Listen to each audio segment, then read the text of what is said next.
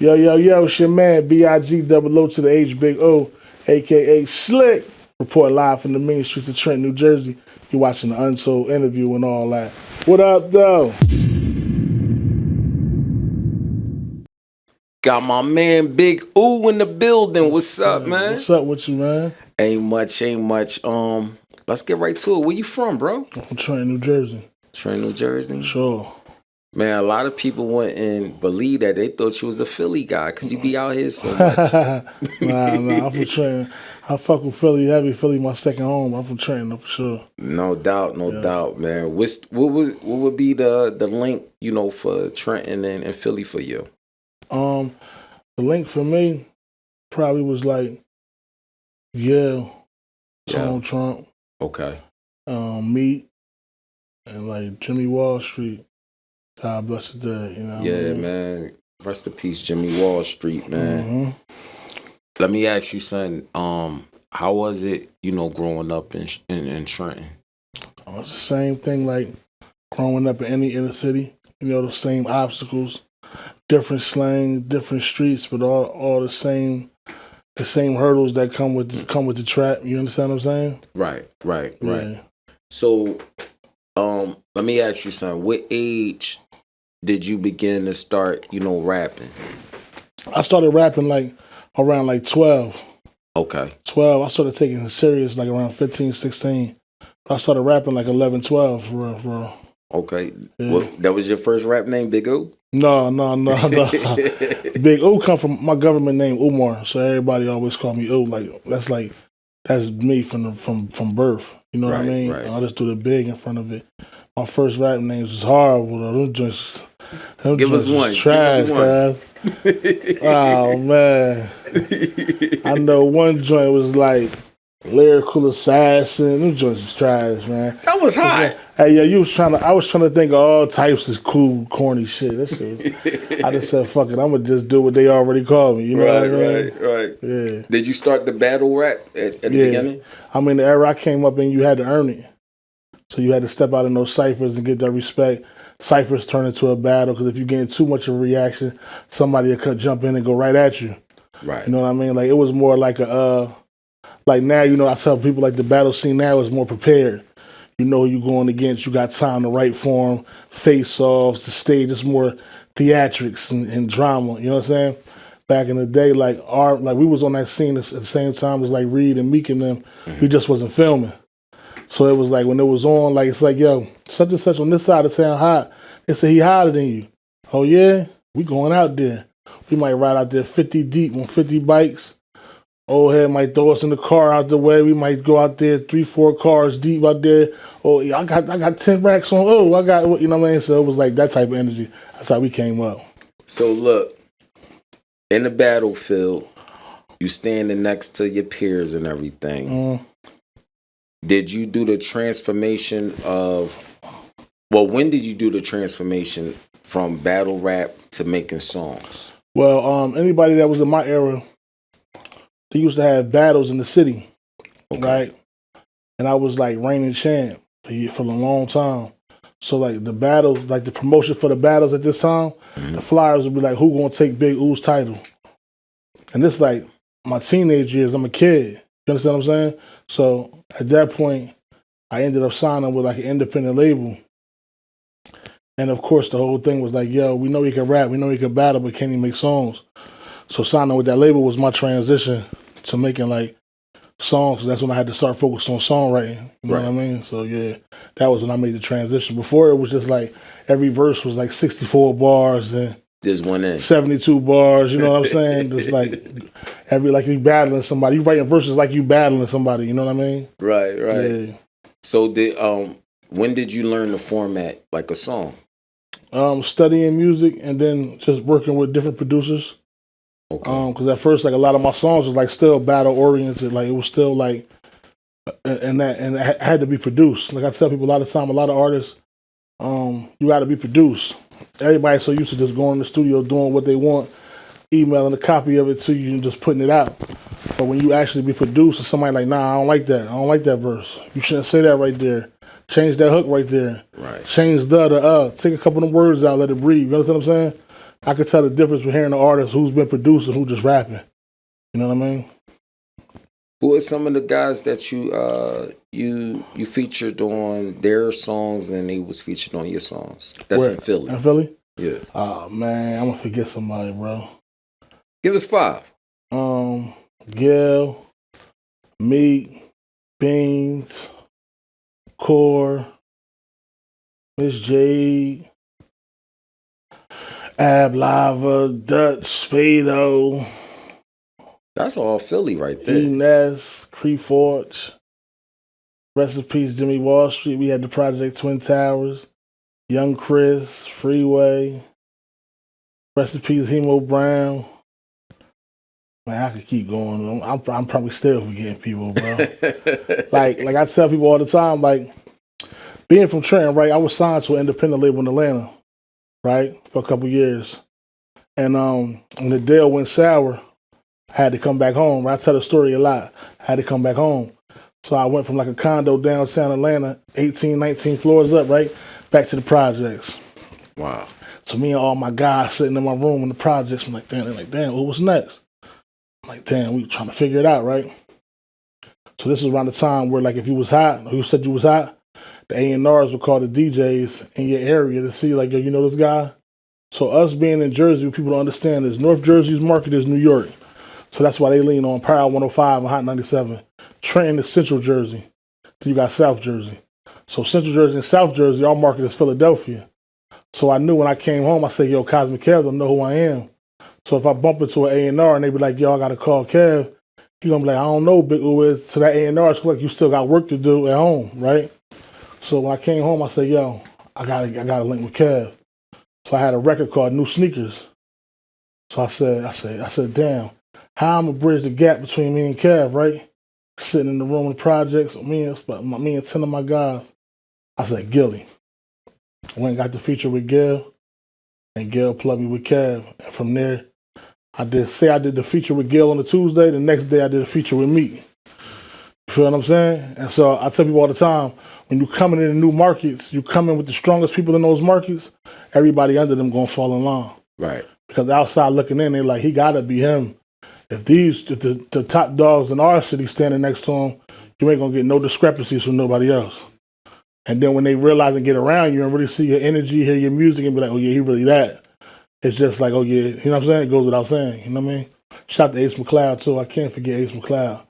Ace McClick-clack, you know what I mean? Cool. And that's my guy. Shout out to Ace. Yeah, We supposed to have Ace up here, a few weeks back, man. Wiz too. I was checking Wiz joint out. My guy Wiz. Yeah, me and Wiz spent a lot of long nights. Me and Wiz probably got 40 songs together. Wow. Wiz got a hell of a pen. I learned a lot from Wiz over the years, man. Word up, it's my guy.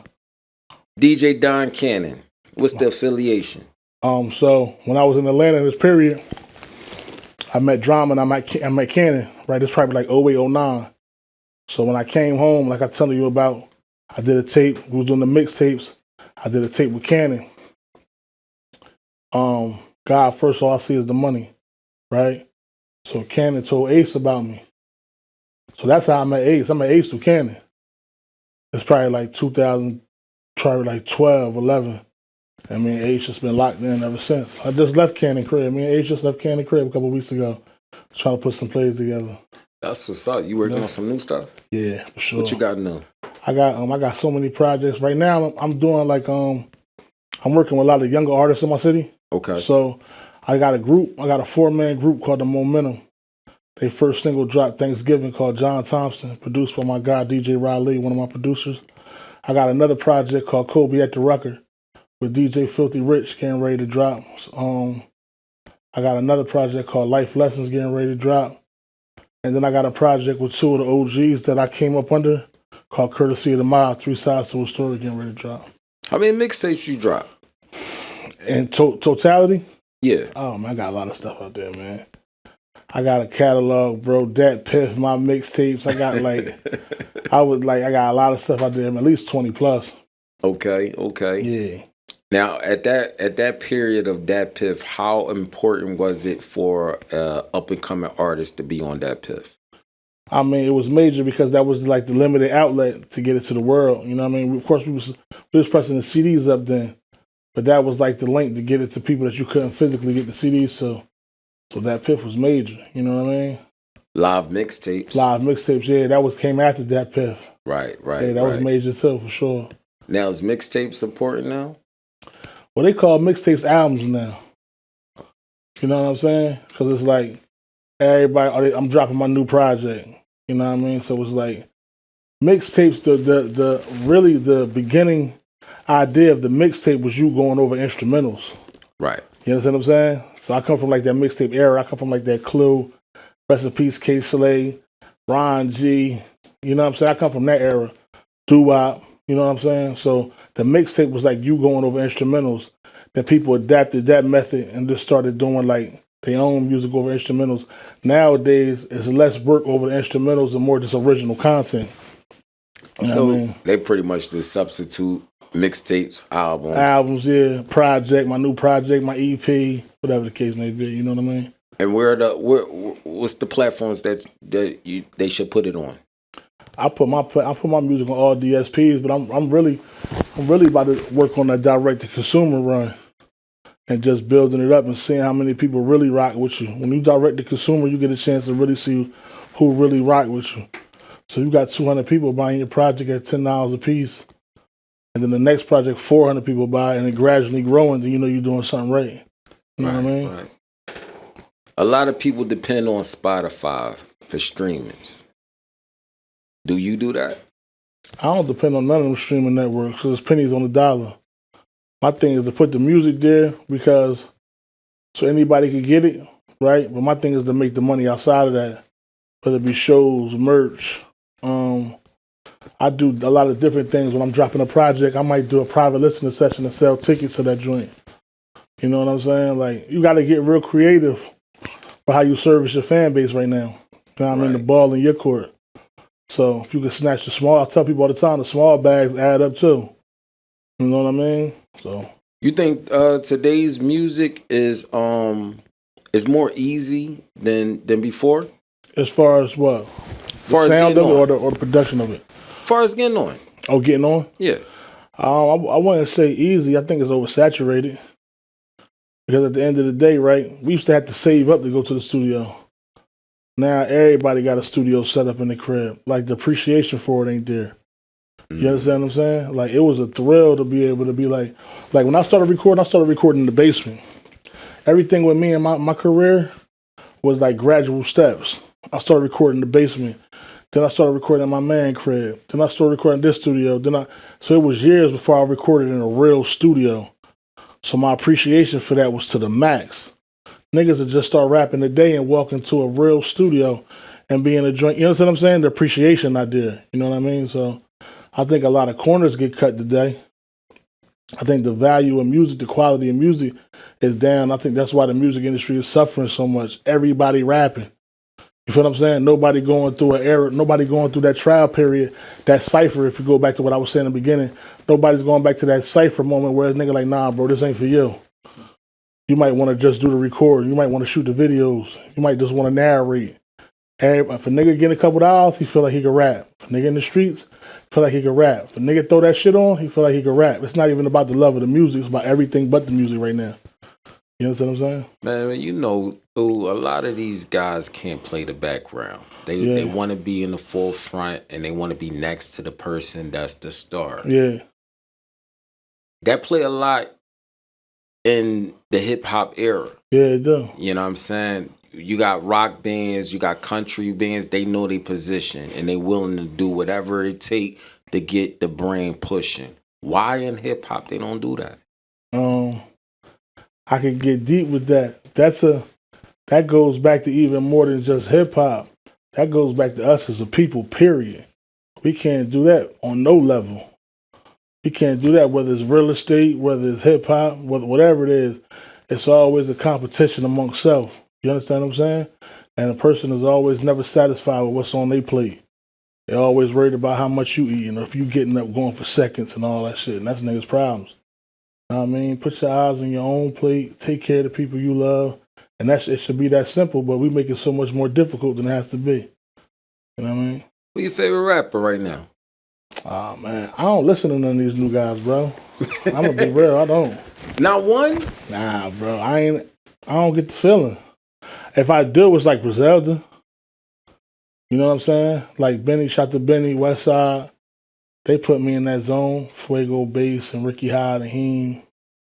I love what they doing. I love the production. They just talking that shit. I come from that era where you had to, like for me, if you get in my car right now, bro, I got Will Down and playing. You know what I'm saying? Like my man just called me today, like, yo, you guys listen to the new Kendrick shit? And I don't want to hear that shit, bro.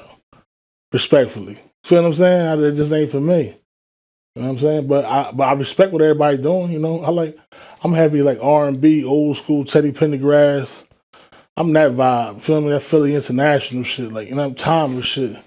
I don't want these niggas don't be hot to me for real. A lot of these niggas. Some of them do, but a lot of these niggas don't be hot, bro. Like, a lot of shit just be like good marketing dollars. You know what I'm saying? That's true. My man. Oh, you should have been a Philly guy. Oh shit. Hey, yeah, I'm hollering. Have you crossed paths with what's my guy, Arsenal and Shotgun Shit? Yeah, I know them well. They my favorite battle rappers, man. I know Arsenal for a long time, man. I just seen Suge in Atlanta. My favorite battle rappers is probably Twerk and Goods and Briz Rawstein. Twerk from Trenton, Twerk and Animal, man. Twerk is good. Twerk catching bodies, you hear me? I like Good's Twerk. My guy, too. I ain't even gonna fraud. I like Twerk, man. Arsenal, extra disrespectful. If I want to hear some disrespectful bars, I'm gonna go to Arsenal. Yeah, Arsenal legend on that shit, and Suge too. All them niggas, they legends on that shit. Yeah, Shotgun Suge, yeah, he battled my guy Vodka, man. Yeah, I just seen Vodka. Oh, that was on here. I just seen him talking about that. Talking about tapping his pockets or something. Yeah. Yeah, I just seen that. Yeah. So you rapped in front of you rapped for Fat Joe. Mm-hmm. What was that about? What you mean? In the store? Yeah. Man, Joe, my man. Okay. You know what I'm saying? So that's just how Joe is. Joe's a lot of people don't know. Joe's a hip hop nigga. You know what I mean? So he know what I get into. He know I talk that shit. So we might be out. He might be like, here's something, nigga. Feel what I'm saying? He no matter what he do, no matter how successful he is, he still got that in him, that hip hop shit. Let me hear something. I know you got something. Let me hear something. You know what I mean? And that was one of them times. My man, Roland, shout to Roland, he from out Philly too. He was up there with me. He just happened to pull the camera out and be filming it. We were just in the store chilling though. Like for real. You know what I mean? We were just up there chilling though. Niggas, like, all the niggas that get around the hip hop shit, that do the hip hop shit, they appreciate what I do. They always do that. Kiss used to do that shit too all the time. Feel what I'm saying? Here's something. Feel what I'm saying? Just, you know, that's where we come from. You don't never lose that. Right. You know what I mean? Oh, you got around, bro. Yeah, you got a feature with everybody, and everybody got a feature with you. Yeah. One thing that a lot of people do know you from is that show Empire. Mm-hmm. Yeah. How did you get on that? Rest in peace, my man Qua. Qua used to run around with Lights. He was Lights manager. I got on the show because of Qua. Wow. Yeah, Qua was my man. I fucked with Qua heavy. We used to all record at the same studio at PI studio in the 444 building. Me, Lights, Core, O'Malley, Lee Mason. Bro, what was that? Spring Garden Race or something like that? Spring Garden. Yeah. Rug was across the hall. Mike Jervs, Pop Tracks in there. It was just like one big community. So I got real cool with Lights early on in his career. And Qua was his manager. Me and Qua just got real cool. Long story short, me and Lights did a lot of records together. We shot videos together. Qua knew the casting director, Leah. Shout to Leah. And he was like, yo, this was Empire was on fire. Like, yo, I'm sending Lights video to the casting director. He said he sent Lights video to the casting director, but it was a song me and him did. So the casting director was like, yeah, bring Lights, but bring the big guy too. So we drove out that joint. Me, Lights, Qua. I ended up getting the part. Lights didn't. And then when we turned around to come back, Lights, they called Lights to audition for another part, and he got that part. So yeah, that was man. Dope, man. Yeah, Qua, real good dude, man. Why she start shooting? Cause I killed in the battle, man. You know what I mean? They always get upset when you do it to them like that. You hear me? Oh, You know man. what I mean? What you think ended that show? Oh man, you know what I mean. I don't, you know what I mean. I don't know, bro. That shit was too much. Too much going on outside the show. I guess I don't know. It was a hit. Yeah, it was, but you know what too? I think it ran its course. Okay. It had like 7, 8 seasons, bro. You know what I'm saying? So it's, I think from a writer's standpoint, right? I never wrote a script on a storyline, but I think the storyline has to keep improving. Right. To keep the people locked in. You know how people's attention spans are so short now. Right. So it's like, all right, I love y'all the first season. I love y'all the second season. It's like, okay, where we going at with this? And I'm gonna keep it real too, man. It started to get weird. Elaborate. Like, you know, I don't want the LGBT, you know what I mean, community to come after me, but it started to get crazy, bro. Like, you know what I'm saying? Like, a lot of that. Do you believe the Jussie Smollett situation kind of brought it down? Man, I just think a lot of fuckery was going on, man. You know what I mean? And I just think it ran its course, you know? I think at the end of the day, bro, people had the moments, and I tell people all the time, the moments is crack highs. Anybody familiar with a crack high know it's over like this. And it's right back to reality. So a lot of people get the big head when they having a moment, you can't tell them nothing. They in their bag, and then that crack high come down, and everybody had the big head where they waiting on you. So I'm using that analogy just to say, like, you know, some people was having a moment and probably thought that moment was never going to stop. That was probably the first moment for a lot of people, right? And they probably thought that run was never going to stop. All runs come to an end. And people run came to an end, and you see how it ended. People started going to jail and all types, you know what I'm saying? All types of stupid shit, you know what I mean? I mean, when I seen... Shout out to Terrence Howard, though, and Taraji. They was super, super cool. Super. He was on set 14 hours. I never acted in my life. You know what I'm saying? Terrence Howard giving me tips, do it like this. Yeah, that's what you got. You know what I mean? So they were super cool. Everybody else I didn't really get to interact with, but it was a dope experience. Not the kid from Philly, Raz. Am I saying this right? His name right? Who? The guy from Philly. What's his name? Yazz. Yazz. Oh, Yazz. I knew Yazz before Empire. Yazz was Charlie Mack's artist. So Okay. Yazz used to come to the studio. We used to do music. Wiz used to write for Yazz. You know what I mean? I did a couple joints with Yazz. He was the max. I knew Yazz before he even did Empire. I knew him when he was just Yazz the greatest rapping. You know what I mean? I don't know what he got going on now. But you know, well, them, God bless him. Last time I seen him, he was all in the tabloids for some some crazy off the wall stuff, man. Once again, though, moments. You understand what I'm saying? Thinking the moment's never gonna come to an end, and then when they come to an end, not knowing how to handle that, and not knowing how to go and find another moment. That's the thing. That's one thing about life. We're gonna go through peaks and valleys. We're gonna have moments. The moment gonna stop. We're gonna get hot. I tell people all the time, you're gonna get hot. You're gonna get hot. But niggas, you're gonna get cold too. It's about knowing how to get hot again. Them the people that sustain. You understand what I'm saying? Everybody gonna get a chance to get hot once or twice. But how many niggas gonna keep heating up? I'm 20 years in this shit. Every time I get cold, I heat back up on them niggas. Every time. You feel what I'm saying? So it's a method to the madness. I think a lot of people get hot and they think the heat gonna last forever, and when they get cold, they panic and just go absolutely crazy. And they do any and everything to get back in that light. You understand what I'm saying? Whether it's positive or negative, you know? What's one of the things that you do to keep your name relevant? I just work, bro. I just work. I know niggas be like, oh man, it's over for old man. He had his run. He did this, he did that. I just drop another bomb. Feel me? And I feel like for me, you know, humbly speaking, I just keep getting better. Like I'm not like anybody that's been listening to my music, it ain't no decline. It's just I keep improving. I hear it myself. People around me hear it, and at the end of the day, like, you know, anybody that's been in the studio with me know my ear, know how I work in the studio. I'm really like a scientist with this shit because I love it that much. It's a passion. It ain't about no money. It ain't about no fame with me. If a nigga never really blew to the capacity of the world, know who I was, I still would be checking in on the studio somewhere, knocking out dope records, writing for other artists, giving artists the vibe, working with other artists, because that's what I do. Everybody got that thing they do, and that's what I do. You know what I mean?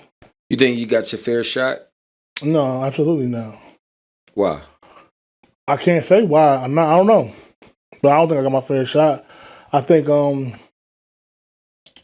that's a good question. I think that if I'm being honest, I think if I was from a bigger city, a lot of shit would be way different for me. You know what I mean? You know, the game is real geographical. You know what I mean? It can be. You know what I mean? New York, go and look out for New York. It's crazy that, and people hate this, especially where I'm from. It's crazy how Philly really embraced me, though. People never really seen that a nigga coming from Jersey, like, out my way, like, oh, they hate that shit. Oh, they hate that shit. Because it's like, you never seen it before, and it's 110% authentic. You know what I'm saying? I'm always me. Any room I'm in, I'm always repping where I'm from. I never came, like a lot of niggas from Jersey, they come to Philly, and they start saying they from North Philly, and they from Uptown, and you know what I mean? Oh, I'm from Southwest and all this old weird shit. That never was my thing. Every time niggas see me, like my man, we call me like, yo, Big Trenton, my man D-Rock, North Philly, he be like, Big Trenton. Niggas already know. Every time I'm giving it up. But, energy, energy. Right. You know what I'm saying? I watch a lot of niggas from Jersey cross the bridge, start talking about they from North Philly and they from the P and all this old stupid shit. I'm like, these niggas, man. You know what I mean? Now, some would say, well, you got all these features. What would you say to that? As far as, hey, I got these features and it needs some big names. Do you think those features helped your career, like far as reaching that climate? I think with the features, right? The features for me is just point of reference and resume. See, for me, I'm low-key very competitive, but not like in a negative space. Not in a space where I want what you got or I'm hating on you moving, but in a space like, nigga, if I equate everything with basketball is my first love before music. So I'm a nigga, I want to step on the court. If the motherfuckers in the magazines keep saying you the man and you nice and you this and the blogs are saying that you this and you that, well, nigga, I want to see where your game at. Let's get in the studio. You know what I'm saying? So, and a lot of people I work with, I'm fans of too. You know what I'm saying? So it's like, yeah, we get a chance to collab, work together, and I don't got no problem with that. Oh, you play ball? I mean, back in the day. Oh, I'm about to say. Back in the day. Coming up, back in the day. My balling days is behind me, yeah? But back in the day, yeah, that was my first love for sure. That was your first love? Yeah, for sure. And speaking of love, man, do you feel like the rap game still have love, like that compassion for the art?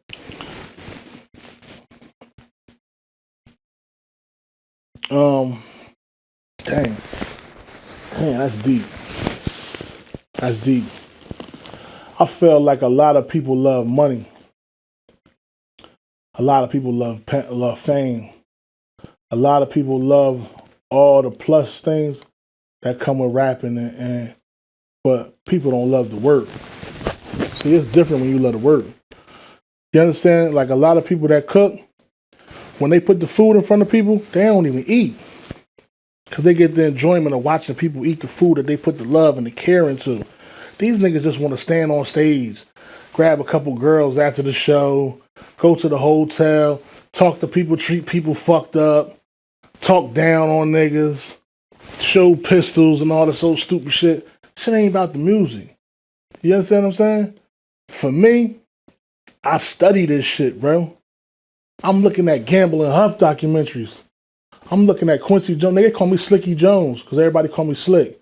They call me Slicky Jones. I study this shit like a craft, as a passion. So I never knock the young niggas or anybody. Get your money, take care of your family, do whatever you do. I just hate that oh man, I don't rap, I'm just hustling. I hate that mentality that it's just a hustle type shit because it comes across in the music. Like you sound like you hustling, nigga. You feel what I'm saying? Like, word up. If it was a little 15-year-old kid that said, hey, listen, Big O, what can I learn from your music? If I go back to your first mixtape to the current one, what are some of the Great tracks question. what's some of the tracks that you will point them to? Hey, if you go back to I'm gonna be honest with you, right? If you go back, my first mixtape was called The Growth of Big O. I'm about to try to find a way to upload it on the DSPs. The last project I released is called From Vegas. It dropped December 4th last year, right? It's a lot of bodies of work in between that. If you listen to The Growth of Big O, I'm 16, 17. You listen to From Vegas, it's totally different. The perspectives is totally different. It's more of like we can make it out this shit. We gotta make it out this shit. We gotta be there for the people we love, bro. That's how my present shit is. Mommy getting older, my nigga. Daddy getting older. The people we relied on now relying on us. So when them calls come in, we gotta be able to foot them bills. We gotta put ourselves in position to foot them bills. We got a position to teach these kids the right shit. You know why? Because my first mixtape would tell you and glorify the niggas we came up looking up to. Getting money niggas, niggas with the big cars, with the girls, with the jewelry. But then as you get older and you see the game from courtside seats, once you get in the game, a lot of niggas we praised was pieces of shit. But we was attracted to material things. Coming from poverty, the materialistic shit drove us. We was poor. Damn, and they got the new jacket on, got the pelly on. Damn, and they got this on. Damn, and they got the bust down on. All the material shit made us put niggas on pedestals. You get it, and then you grow up and you say, yeah, but that nigga backdoored his man for the bust down. That nigga killed such and such for this. That nigga told on such and such. That nigga be fucking little girls. You understand what I'm saying? Niggas be stone cold pieces of shit. But we overlooked all of that because what a nigga drive, what a nigga wear. You understand what I'm saying? But when you young and impressionable and you coming from poverty and you want certain things and you see those things that make you praise a nigga. You feel what I'm saying?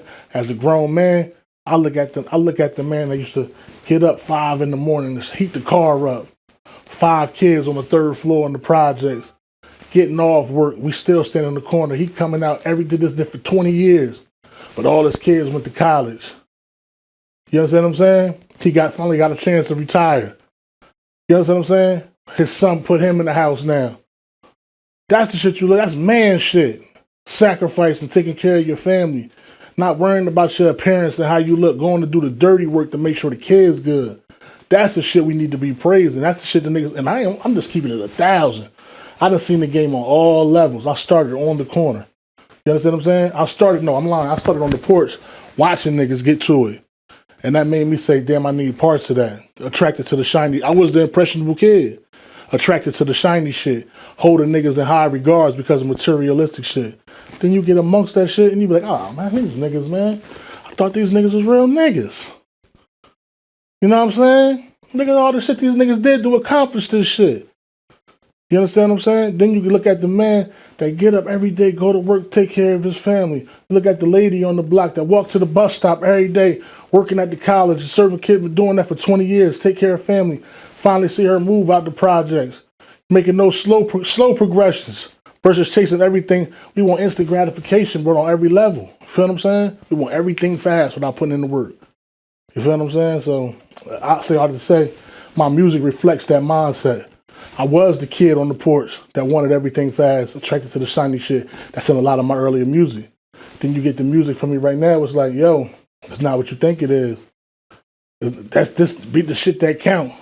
All them clothes in the closet ain't going with you when it's over. All that designer shit ain't going with you when it's over. You understand what I'm saying? Your nephew gonna be wearing your Gucci's when it's over. You understand what I'm saying? Shit don't mean shit, bro. It's all about, and life to me, bro, it's all about not what you did for yourself or what you did for others, bro. That's all it's about. Feel what I'm saying?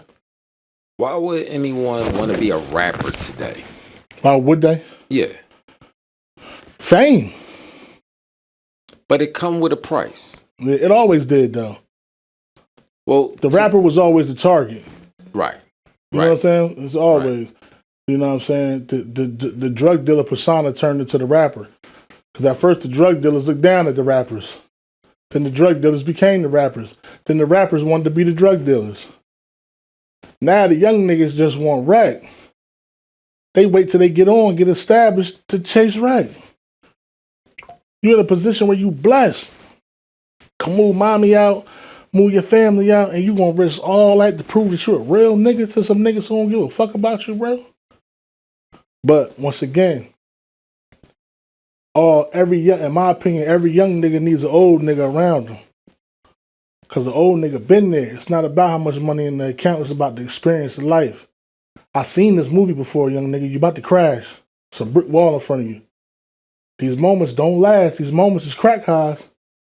You're running around thinking these white folks will come grab you, nigga. They don't give a fuck about how many #1 records you got, how many shows you sold out. You niggas is playing a dangerous game. They will come grab you. And the proof is in the pudding. We see it time after time. These young niggas is rapping, they dying, they dissing niggas that's dead. They going to niggas, they shit's out of control, man. I could go on forever about that shit, bro. Recently, Young Thug, he been released on an indictment. Who was that? Young Thug. Oh, Young Thug, okay, yeah. Yeah, he was released on an indictment case. Mm-hmm. A lot of these rappers is getting indicted. How you feel about that? I got mixed views, if I'm being honest with you.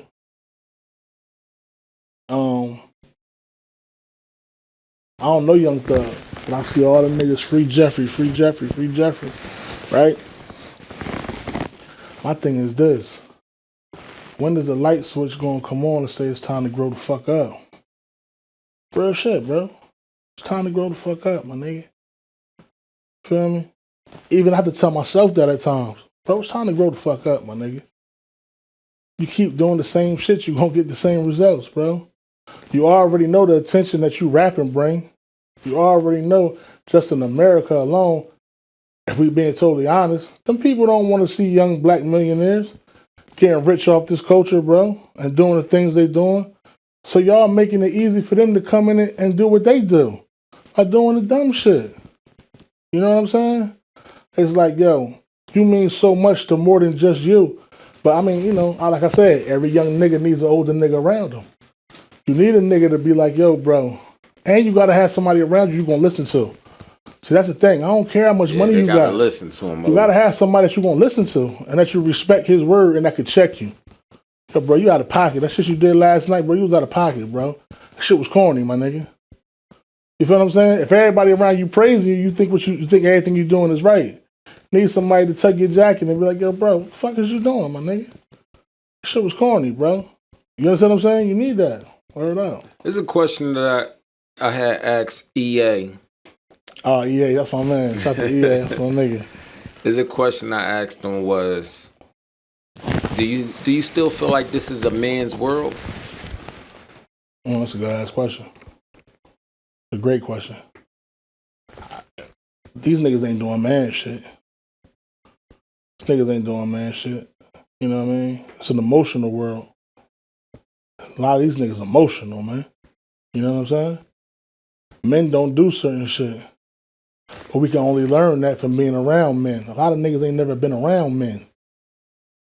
You know what I'm saying? But unless they go into these penitentiaries. You gotta think, right? They say you could tell a person that was raised with their father and a person that wasn't raised with their father, bro. You know what I'm saying? So if your first encounter with a man is in the prison, you already developed into who you are already. You're a young man or a young teenager. You know what I'm saying? A lot of guys, unfortunately, haven't had, unless uncles step in or older cousins, but your example of men hasn't been dudes that was on man shit. You know what I mean? A lot of this shit is like hoe shit these niggas be doing. You know what I'm saying? Like caddy shit. You know what I mean? Why do the artists believe that they need record labels today? Oh yeah, I'm one of them. I'm one of them though. I ain't gonna lie. I'm one of them. I got mixed feelings. I feel as though go get the budget for the marketing. Go get the budget for the marketing from the record label if you could. Right? Get your name popping. Get the audience. Get the world to know who you are. Then do your independent run. See, everybody like, I want to go independent. I'm going independent, bro. Nigga, independent costs, nigga. A lot. Especially when you're trying to come out the mud. You feel what I'm saying? So the benefit of record label is they have a lot of behind the doors resources that you don't have and not privy to.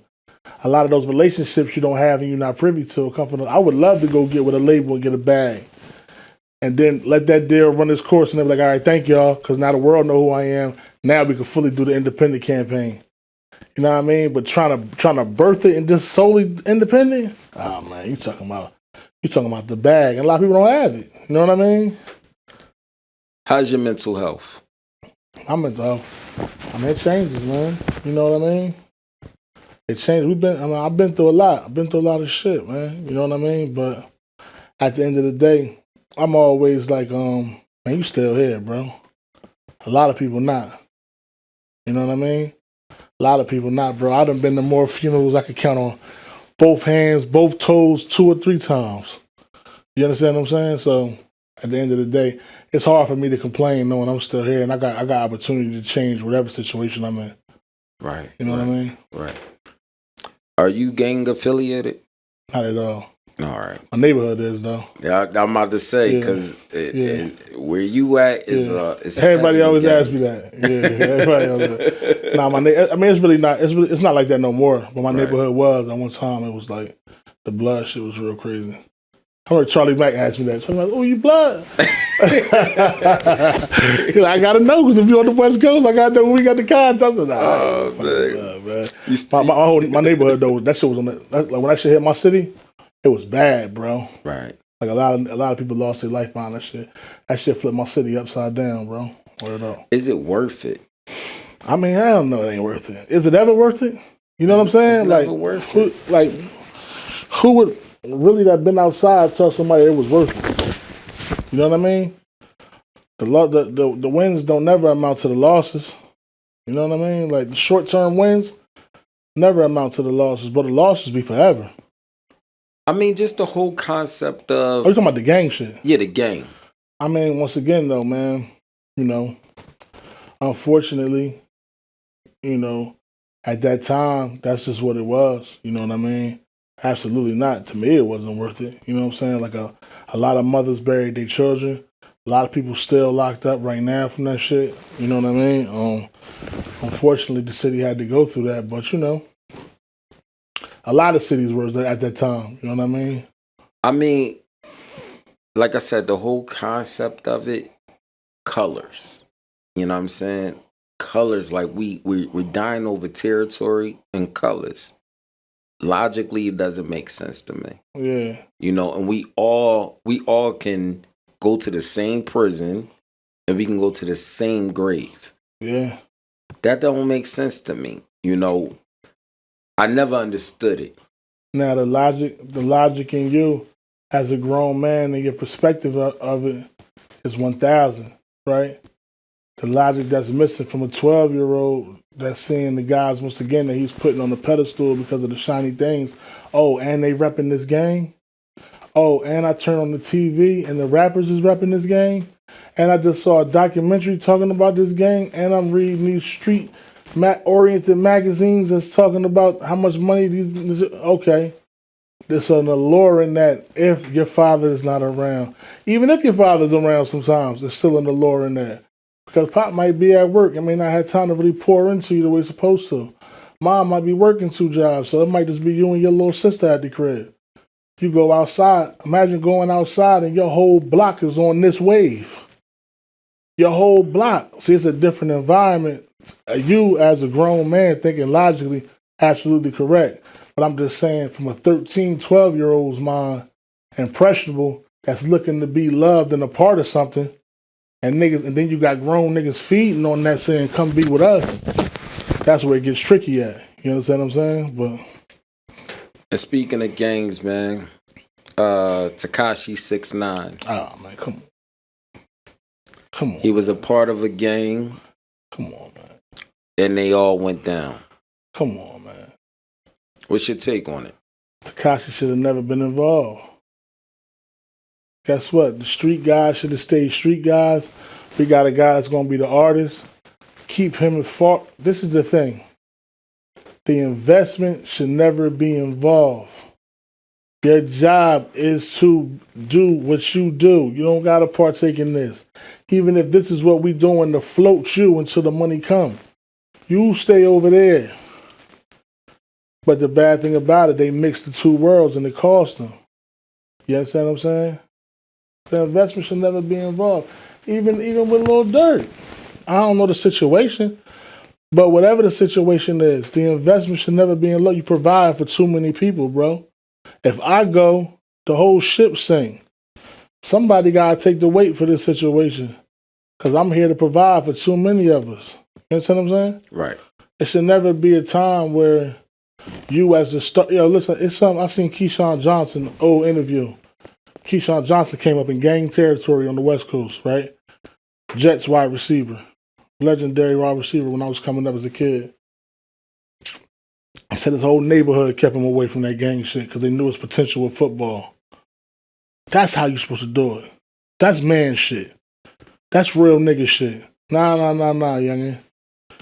You got something else in your life that's about to work for you and you about to do some major things. Don't get caught up in this shit, bro. You know what I'm saying? You stay over there. You need some sneakers for football. You need some cleats. You need some equipment or something. Let us know. We got you, but you don't get involved. Yeah, you from the hood, but you got a bigger plan and a bigger path, bro. You stay over there. That's real nigga shit. That's man shit. You understand what I'm saying? Like, that's how it's supposed to be. You know what I mean? Well, have you ever come to a point where you lost interest and love for the hip hop game? Interest, yeah. Love, nah, I love it too much. But interest, yeah. Only because we see the game one way as a fan, as a consumer, right? And we believe what we see and what we read. And then we get amongst it and you get disappointed. And that's why they tell you things like never meet your idols. Or never, you know what I'm saying? Because at the end of the day, seeing the game outside looking in versus seeing the game inside looking out is two different perspectives. Once you start realizing that, oh, this is how this shit really works. Oh, this type niggas really is. Oh, okay, these niggas fuck niggas too. Oh, this, you know what I'm saying? It's heartbreaking, bro. Because you be growing up your whole life thinking shit is a certain way.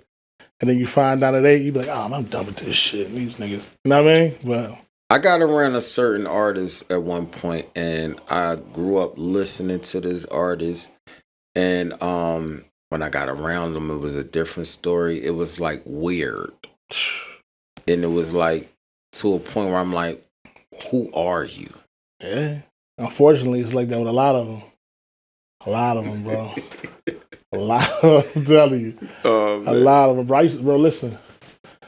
I used to get the Source magazine, Double XL, Blaze magazine, Vibe magazine, right? Rip the joints up and shit's on the wall. My whole fucking room be covered with shit, bro. So I had a different love. I got a different love for the culture. But getting around that shit and getting around niggas, you be like, oh man, these niggas, man. Shit ain't what it, Jay-Z said in the verse times, rap ain't all this cracked up to be. It's not. Feel what I'm saying? It's like not. Real shit. How important is media? Very important. I'm explaining that to my guys right now. Like I said, I'm working with a group, and I'm kind of explaining the rollout process to them now, and just telling them that you see the presidential candidates, you see that rollout campaign they went on. That's the same way you gotta attack this music shit. You a brand, gotta shake hands and kiss babies every time the camera on. Gotta damn near be in front of that motherfucker, winning over another listener, making another person feel like, yo, let me follow him on IG. Let me go check out his music. I ain't want to get up and come do this shit tonight. You understand what I'm saying? I'm just in the gym. I'm an hour away. I'm kicked back, but I know it's somebody that's going to see this and never heard of Big U before, and that's going to go do their due diligence and YouTube me and go to Apple Music. And you understand what I'm saying? And that's what it's about, bro. That's what it's about. What's your process in the studio? Like when you go to record, like you got to listen to the beat first, or? I'm probably one of the greatest niggas to do this shit, man. No cap. Okay, talk your stuff. Talk your stuff. I'm keep it real, bro. I'm one of those guys, man. You know what I mean? And you hate hearing it from the horse's mouth, but sometimes you just gotta let it be known, bro. They don't respect it. All they respect is disrespect. You see what I'm saying? Like, when on serious note, I work so long in the studio that I don't like hearing production unless I'm in the studio, because I like to hear a beat, I like to load it up and put the initial energy on it right then and there. Right. I come from writing in notebooks for years and stuff. I don't write no more. I haven't written over 10 years. But I found that writing in notebooks, say I write a verse on a Tuesday, but I don't have the studio till Saturday, you're trying to recreate that energy. I may not even feel like that Saturday no more when I go in the studio. You understand what I'm saying? So for me, I like to go in the studio. I like to really have limited people in the studio with me. I don't like no packed sessions. I don't like too many people talking while the music playing. Like I like to really go in there and work. You know what I mean? And just try to put together the best record, that day brings. Here's another question that I ask some of the guests. Talk to me. Where do you think today's female artists lie? Just lie, what you mean? Lie in, like in the music game. As far as back in the day. Oh, it's a big difference. It's a big difference. Where's the difference? I like the female. I like some of them. Like who? I mean, locally or to my period? Period. Oh yeah, I like Lotto. I like Lotto a lot. I think for me, right, with the female artists, I like the fact that you would get different things from different artists. I'm kind of old school in that fashion, right? Lauryn Hill was gonna give me this pocket. Eve was gonna give me this pocket. Lil' Kim was gonna give me her pocket. Her and Foxy pockets was kind of similar, but it was a landscape of different things you would get from the female artists. Missy was gonna give me this pocket.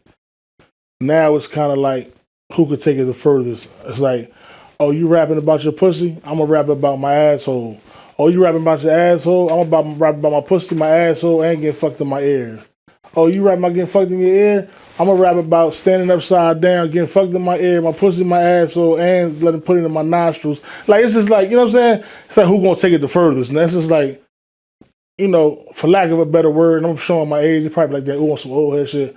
It's really just ignorance at its finest. Like, it's about who could be the most ignorant now at this point. It sells. You know what I'm saying? Because one thing about it is, I get in front of this camera, and I say all the positive shit, man shit, and all this shit, and that shit get 23 views, right?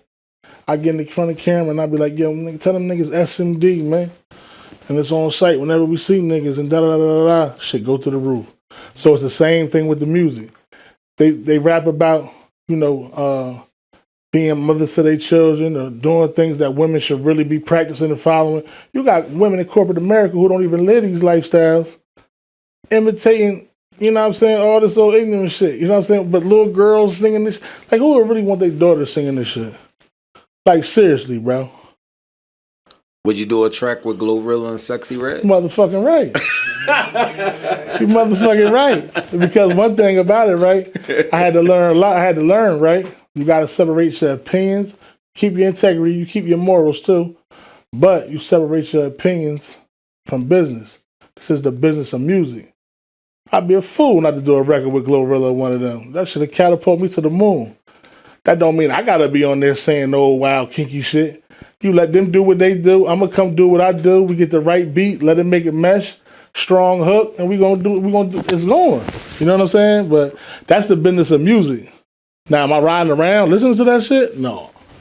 But I can appreciate it for what it's for. Recently, and I just told this to LJ, recently, Dame Dash just, sold his half of the Reasonable Doubt. Oh, man. Yeah. You think he needed the money, or?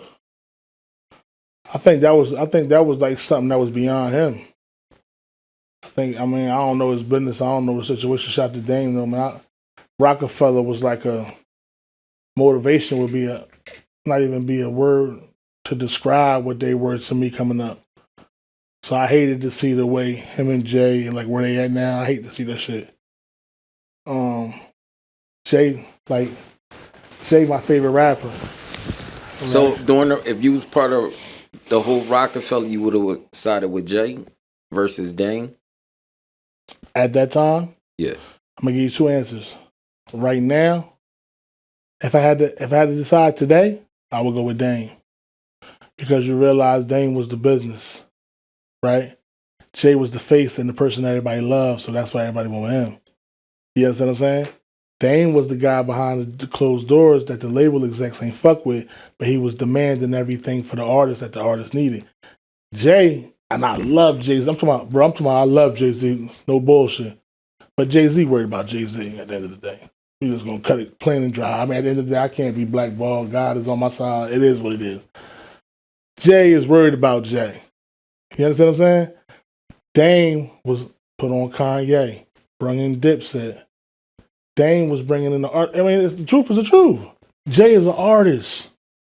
That's why DMX and them was so upset when he got that role at Def Jam. Right. Because it's like, hold on, nigga. This nigga is worried about him. You understand what I'm saying? Because as creators, it's very extremely hard for a creative person to say, I'm going to have an artist and still be in the limelight, though. You know what I'm saying? Take a different type of person to say, I'm going to fall back and let you shine. Right. You know what I'm saying? I don't really see Jay. At that time, I'm saying, I don't see. I think most artists, if you asked them that was a part of that situation, that went with Jay, probably would have went with Dame if they could do it over again. I believe if they would have went with Dame, they would have still been, not saying relevant, but they will still have that new sound versus them, rapping old songs when they do the shows. I'll tell you something. Two things. Everybody that does music, no matter how dope you are, needs a person behind the scenes doing business on your behalf. And I'm talking about business where everybody know they coming and they all respect it. You need a Dame. That's why they partnered. That's why Jay and Dame partnered up in the beginning. Jay was the talent. Jay was the story. It was good cop, bad cop. Jay was going to be the one that everybody was going to love and gravitate to. He was the artist. He was confident. He had the swagger. He had the lyrics. He was him. Dame was going to be the asshole. Now, don't get me wrong. Dame probably did some shit that, maybe he shouldn't have did at certain times. But he was coming to do business, and he wanted the best interest for his artists. You need that, bro. You can't have one without the other. You understand what I'm saying? When Kareem Biggs came home, he kind of like sided with Jay-Z versus Dame. Of course he did. Why? I just told you. Jay is the attraction. People want to be a part of the attraction. They don't want to be a part of the behind-the-scenes crew. Dame is the behind-the-scenes crew. It just so happened that we know him because their story was so big. Jay is the guy. Jay shutting down the Lakers game when he walk in. Jay shutting down the Super Bowl when he walk in. If I could be in the picture next to him for that, Dame gonna get some love. He gonna get some handshake from the people that appreciate the people that played the Dame Dash role. But this guy is the glow. I want to be around the glow. You understand what I'm saying? It take a different motherfucker to say, yo, you be the glow, and I'm gonna make sure I'm gonna be the guy that makes sure your glow never stop. That's a different position, bro. You ever be an owner or an artist? I own my own label. I got a label called A New Day Co-op. ANDC. I hashtag that a lot. I've had that since about 2008. But I'm really now turning up artists and producers. I really want to transition to that executive role. Do music, do my own music when I feel like it, but I get just as much satisfaction as bringing the artists in the studio, helping them develop a record, and them leaving with a smile on their face because the record is fire. That satisfies me the same way as me working on my own record. You know what I mean? Right. So I definitely want to I want to boss up and put myself in like an owner position for sure. Oh, you think that these artists need artist development back? Absolutely. Why you say that? Because it's the intangibles, it's the little things that you learn only through experience. You need to learn how to hold the mic. You need to learn how to work the crowd. You need to learn breath control. You know what I mean? You need to be put through the school that comes with it. Music is a science. Writing records is a science. There's certain components in a hit record that never leave. You got to learn the hook, how to put a hook together. You know what I mean? Where to place the hook, how to attack this beat. We rapping about a girl right now, how to change the tone, how to make it sound conversation-like, how to make it sound pleasing to the ear. I use too many words right here. I'm rapping too much. You gotta know when it's time to turn up on the bar shit, and when it's time to just give them a line or two that they can walk away with. But the song in totality is a great record. Those are little things that you just learn over a period of time. You know what I mean? Absolutely need artist development, bro. Media training. I agree for that. You know what I mean? Media training for sure. So I look at my videos sometimes like, damn, I keep saying, you know what I'm saying? I look at my shit like game tape. How can I improve the next interview? What can I say that I didn't say? You know what I mean? So yeah, hell yeah. We all need artist development. Kamala Harris just lost the presidential campaign. Are you cool with that decision of who won? I mean, you know what, bro? To be honest with you,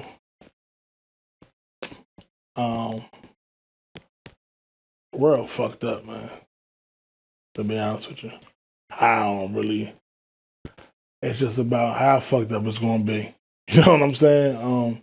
I don't really, like I said, I wouldn't have mind seeing a woman president. I mean, that would have been a beautiful thing in my lifetime. I seen a black president, and I seen a black female as president. You know what I mean? But unfortunately, it didn't pan out that way. You know what I mean? In your come up, did you ever go through something where, you know, it overlapped itself into your personal life? As far as what? As far as family. Go through something like what though? Where the music was more time consuming? Yeah. Man, we done sacrificed real life for this shit. How you adapt? Man, you make mistakes. You know what I mean? You make mistakes and you regret them later on. You know what I mean? When grandma passed away, you know, God bless her, and then you realize you wasn't there when you, as much as you could have been, because you was in the studio and you was chasing your dreams. When Pop passed away, and you was supposed to go visit him, but you had a show coming up, and you told him you'd be there next weekend, thinking we always got time. You know what I mean? Things that we can't get back. You know what I mean? Your little sister graduation, your little sister going away for the prom. You know, all that type of stuff. When you got to be like, yo, damn, am I going to Powerhouse or my little sister's graduation? Yo, I'll catch you on the next one. I gotta be here to network and all that shit. You know what I mean? And then, you know, unfortunate things happen, and then you left to be like, damn, I should have prioritized, and, you know, this is shit that really means something at the end of the day. You know what I mean? Ooh, if you wasn't rapping, what would Ooh be doing? I ain't gonna sit on camp. No, I'm joking. I'm just joking. You hear me? I wasn't rapping no seriously, man.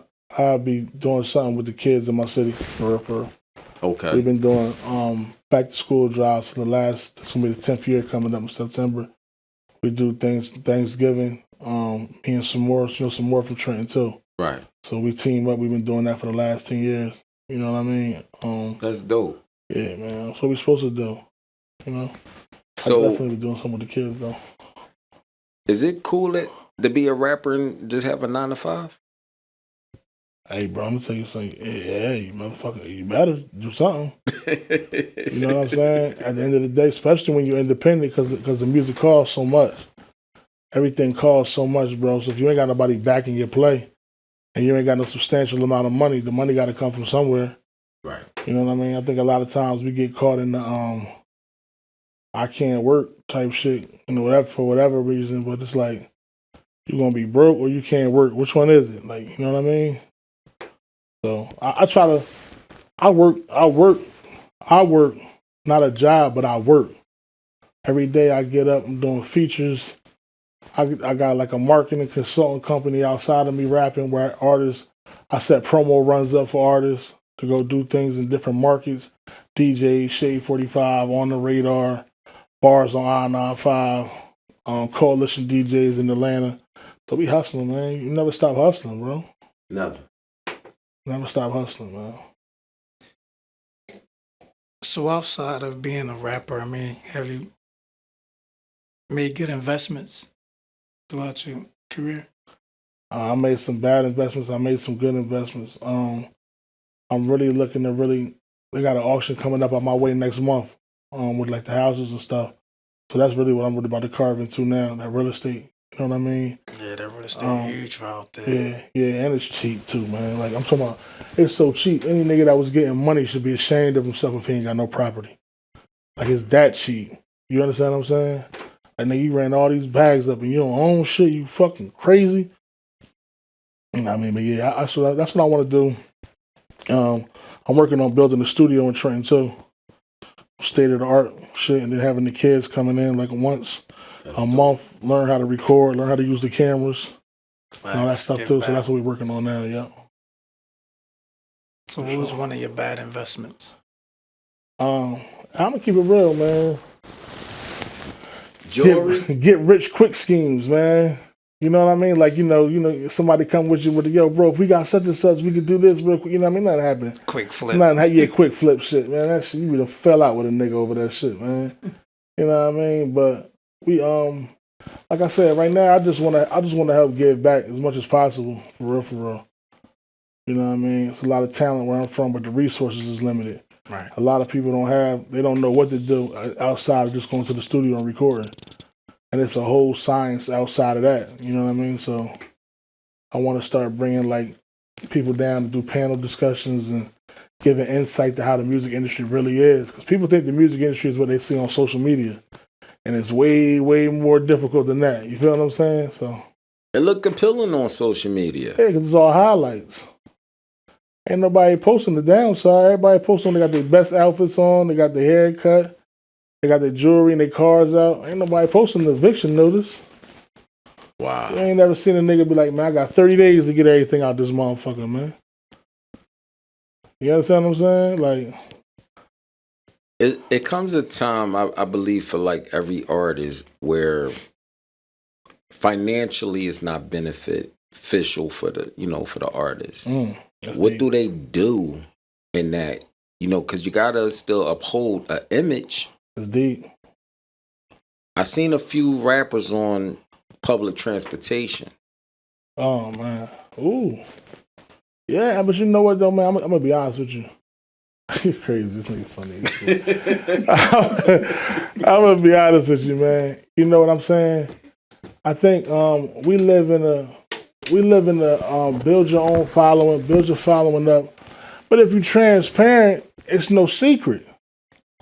And that's the thing, right? So if I'm giving it to you, every verse is Rolls Royce this, Aston Martin that, big body this, and then you fly by a nigga on the Scepter, now you like, I know this nigga ain't on the motherfucking L. You know what I'm saying? But if a nigga telling you, man, listen, I'm on the train right now until it turn over, I respect that. Ain't no shame in that. When I see a nigga at McDonald's, ain't no shame, nigga, ever put your head down, nigga.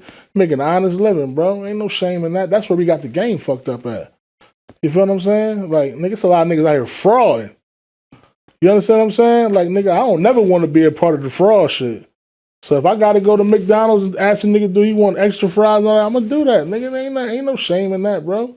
This is just something temporary till you get to where you got to go. You know what I'm saying? Like, I ain't mad at that. Now, for the artist that is displaying that glamorous lifestyle and not really living up to it. Now, for the young guy that's like, yo, I want that. I want to be that. Do you think it kind of confused traffic?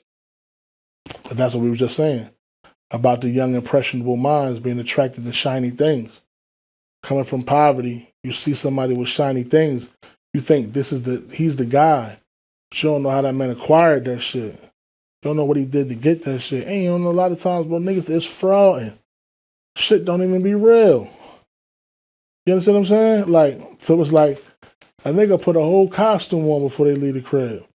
You know what I'm saying? Have everybody fooled. Bro, I'm just me at all times, whether it's good, bad, or different. I ain't perfect. I'm flawed like everybody else. I got some shit with me like everybody else. But one thing about it, bro, cut and dry, I'm going to give it to you how it is. And this is what it is, bro. You want to do this music shit? Have you an investor, have you some money, bro, or go get you a job. It's going to make life way easier for you. Because the truth of the matter is everything costs. Everybody wants to get paid, bro. I don't care how dope you are. Business is going to start the relationship. It's going to get you in the room. Your talent going to keep you in there. You know what I'm saying? But you got to do business. A lot of people from where I'm from, the thing that holds us back as far as being heard and going to the next level, to be totally honest, a lot of artists where I'm from don't want to spend no money. They don't understand that. You understand what I'm saying? And so it's like they don't understand the aspect of it because they're not experiencing the music business for real, for real. They're doing what they think how the music business. I'm going to the studio. I'm shooting a couple videos. Yeah, but you're not spending no money. That's what, when you go sit down with these DJs, they want to get paid.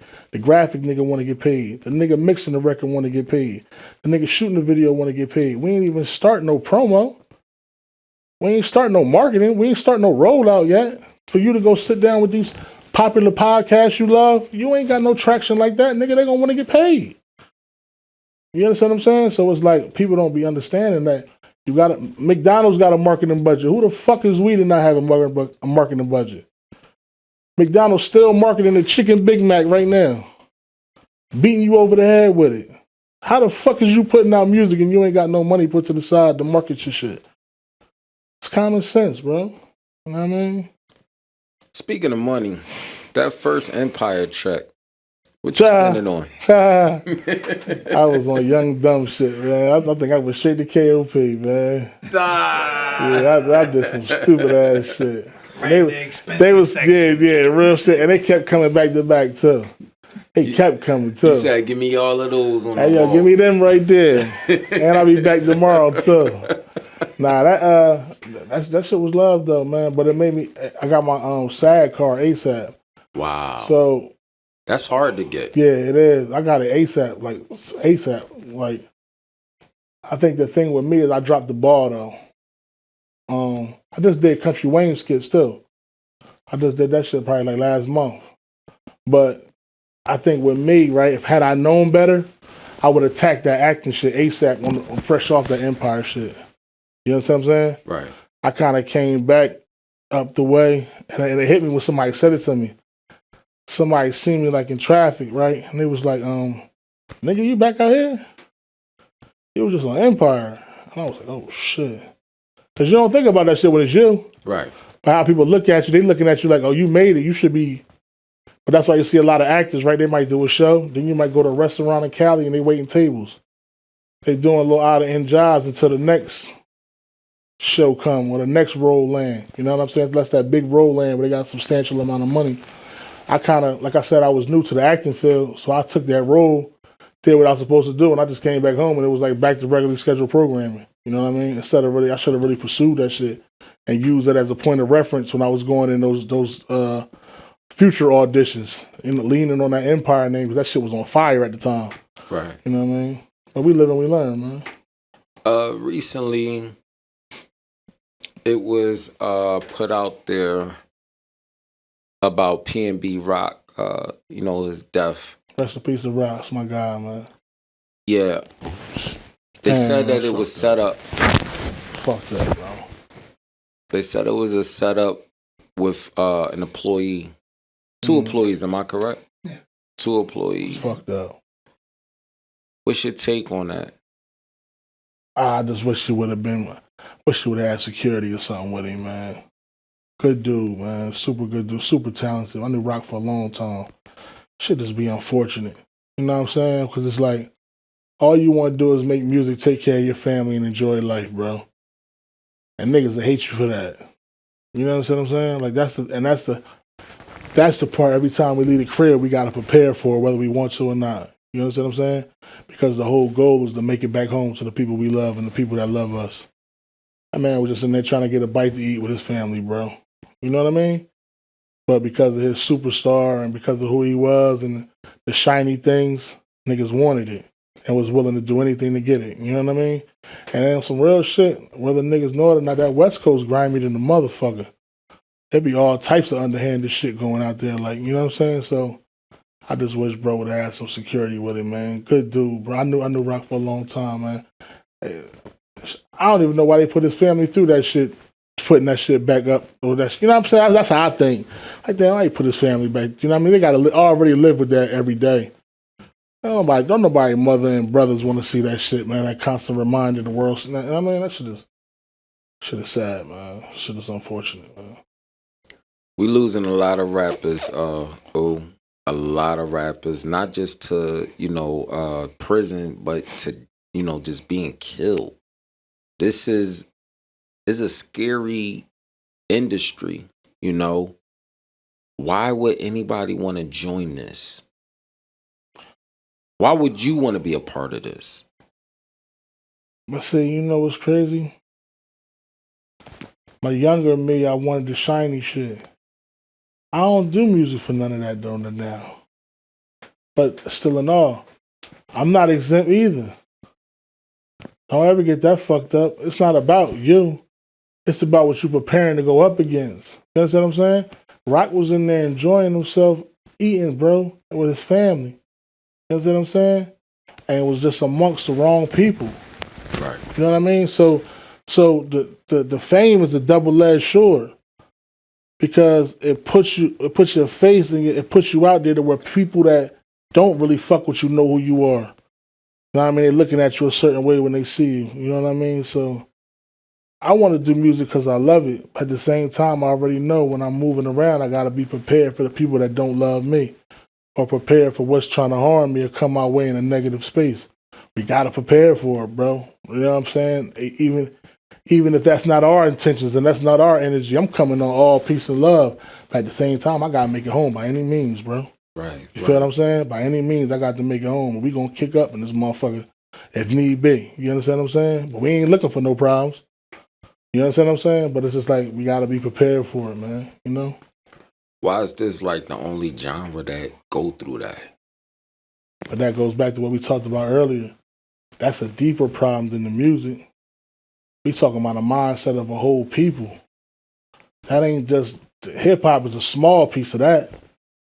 You understand what I'm saying? You got to dig back in the ancestors' times and get back to the house in the field, nigga, and the mindset and all that shit, bro. This is a mindset that has to be killed and started over again. That we may not even live to see. You know what I mean? Like, it's a bigger problem than the hip hop. The hip hop is just the shiny thing that's attached to it. You know what I mean? The hate for you don't got nothing to do. The hate for a nigga that look like you don't got nothing to do with the hip hop. It's cause you doing something that he may want to do. You successful. You looking like success. You got the shiny things. I'm stuck in the hood. You understand what I'm saying? That shit causes hate for a nigga. The hip hop is just the shiny shit attached to it. You'll be a basketball player, football player, anything that looks or deemed to be successful. You understand what I'm saying? So that's a problem within ourselves. That ain't a hip hop problem. That's a us problem. You understand what I'm saying? Is envy worse than hate? They both parallel to me. Both of them shit's neck and neck. Because if you envy a nigga, it's gonna turn to hate. You know what I mean? Like, I was raised as a kid, like, I couldn't even use the word hate in the house. Like, you don't say you hate nobody. Like, right. That's a powerful word. It's power in the tongue. You know what I'm saying? You say you hate somebody, bro. That's powerful. You know what I mean? So that envy is treacherous too, though. That envy a wicked seed because it'll turn to hate. You envy a nigga, bro? You know how you sound saying you envy a nigga? That's like saying you hate a nigga, bro. Envy, I mean, you'll do anything to see that nigga stop doing whatever it is he's doing. Or something about something he's doing like that you want for yourself and you feel like you can't get it. That's weirdo shit. I don't want none of that shit around me, bro. You feel what I'm saying? Let me ask you a question. And just be blunt with it. With your answer. Would you be in fear of your life if you see 5 black guys walking up to you with hoodies on the street versus 5 white guys walking up to you in the street with hoodies on? 5 hoodies is alarming, period. Now, who up under the motherfuckers, I don't know. But 5 hoodies is alarming, especially it depends on the neighborhood I'm in, what time of day it is. 5 hoodies walk, and it's about the manner in which they walking towards me. Now, 5 hoodies walking, they conversating amongst themselves, laughing and all that shit, I might not pay that no mind. 5 hoodies niggas reaching their pockets looking like they on angles in an aggressive manner, walking towards me, we're gonna have a little issue. Because I'm reading the body language. I've been shot before, so I understand shit from a different tactical way. You understand what I'm saying?